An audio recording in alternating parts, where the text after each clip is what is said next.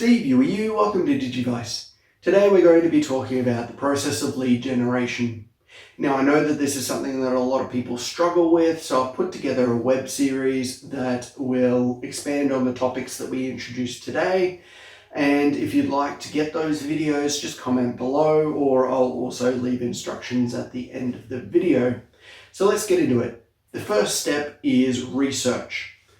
Research is something that's often missed when we're talking about lead generation. People just want to get straight into getting the leads, but you need to figure out who they are.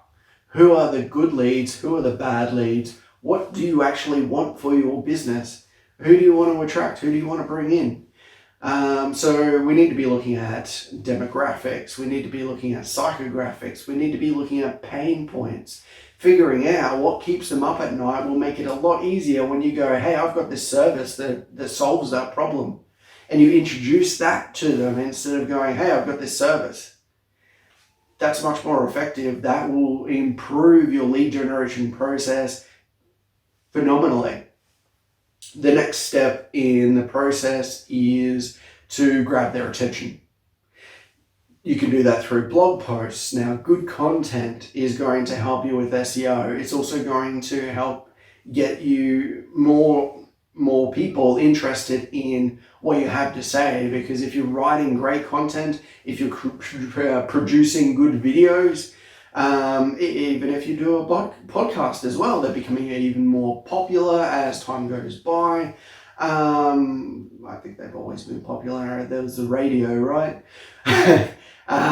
Social publishing as well, and looking at brand ads. Now, brand ads are different to traditional ads. We're looking at getting people's attention. They don't know who you are. They don't care for what you do.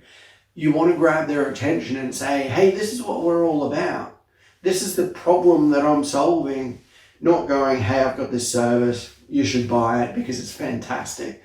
Best thing since sliced bread.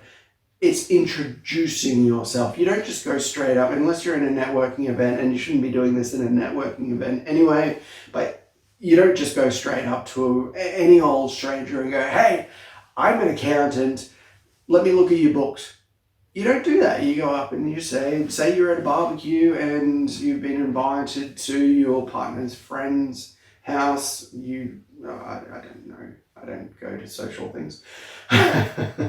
And you meet a new person. You don't go straight up and go, hi, I'm an accountant. Why don't we go back into the office? No, you talk to them and then you figure out who they are as a person, and you become their friend if that's what you choose to do, or you move them on to becoming a client from there if you can help them.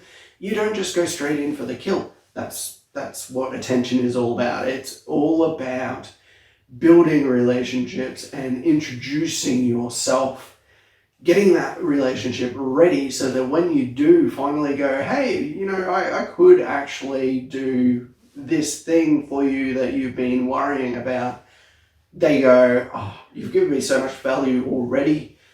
Where do I sign? So the next step in the lead generation process is inspect. So you want to provide them with things that they can look through to help with them being able to consider you and as a prospective solver of problems for them, if you will. So this is where you get into case studies, industry reports. So we had the budget come out recently. That's in the inspect area. It's something that people that are interested in reading those sorts of things will go, and those can become really good leads for you to follow up on. Also, those lead magnets. Now, these used to be in the attention stage of the lead generation process, but they've been overused.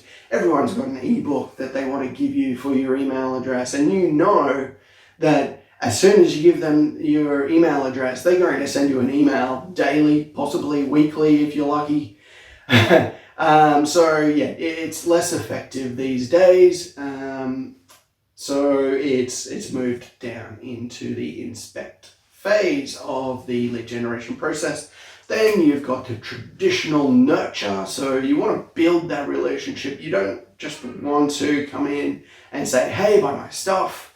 You want to be nurturing through email marketing or sending them helpful tips and tricks and that sort of thing through email, not just going special offers, which is one of the parts of nurturing. You can go in and offer them that special offer at that stage, but it's not just about that. It's also looking at demos and webinars, so leading them through what your service actually entails, how you differ from these other people that you're competing against in business, why they should choose you, those sorts of things. Then you get into the conversion stage. So that's where they're interested. You've taken them through this whole process. And this isn't in any particular order except for research.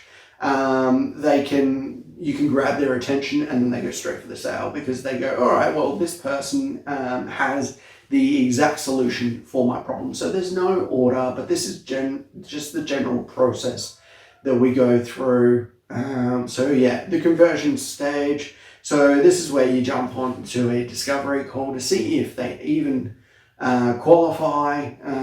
So that's qualifying you as well as them. So can you actually solve their problem, or have they come through and they don't actually need your help? They just need a little bit of direction, which you can advise them about.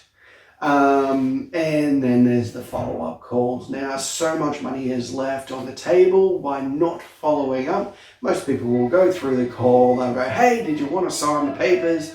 And then that's it. The person says, no, I'm not interested, or not right now. And that's it. That's the end of everything. Follow up. Make sure that you call them. Call them a week from now. Call them 2 days after your discovery call meeting. Call them a month after. Say, hey, how's everything going? Call them 6 months. People who I have bothered with my follow-up calls, I am sorry, but I will follow you until you tell me to stop.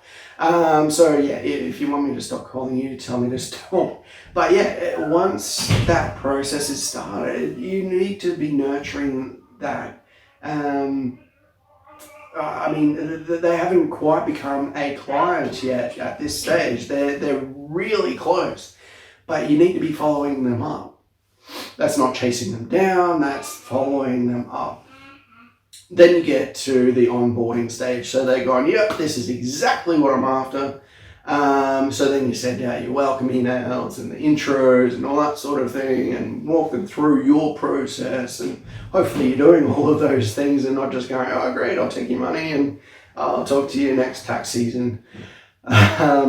So you go through the onboarding sequence and then you go through the delight sequence. So now you want to be making sure that your clients are feeling fantastic about choosing you. So you want to be adding value even at this point. You want to be continuing with that email marketing system that you've put in place early on so that you're sending them more information so that when the budget does come around again, you send them an email saying, hey, I just thought this would be interesting to you. This is what it actually means going forward, and sending out those emails. Now, I've seen a couple of my clients that do this really well, it works.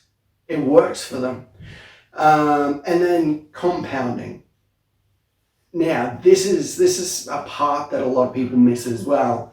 You've gone through and spent a lot of time, effort, and possibly money as well to get in front of these people, to bring them into your business. Now it's time to compound on that. The easiest way to get a new to sell a new service or sell an existing service is to an existing client.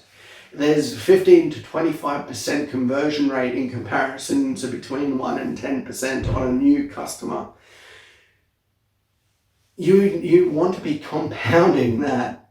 That's what this stage is called, compound. So yeah, that goes through beyond the sale as well. The lead generation process doesn't actually stop. You continually adding and adding and adding so that you get the most value for that client so that they do not leave. That's the video. Hopefully you enjoyed it, and if you do want to listen to me rant on about how we can expand on those, then yeah, just send me an email at hello@digimark.com.au saying, hey, I want the web series, or comment below saying, hey, I want the web series, whichever's easiest for you. I'm not going to be doing up a landing page and sending you off and getting your email address. Just email me or comment below. Thanks.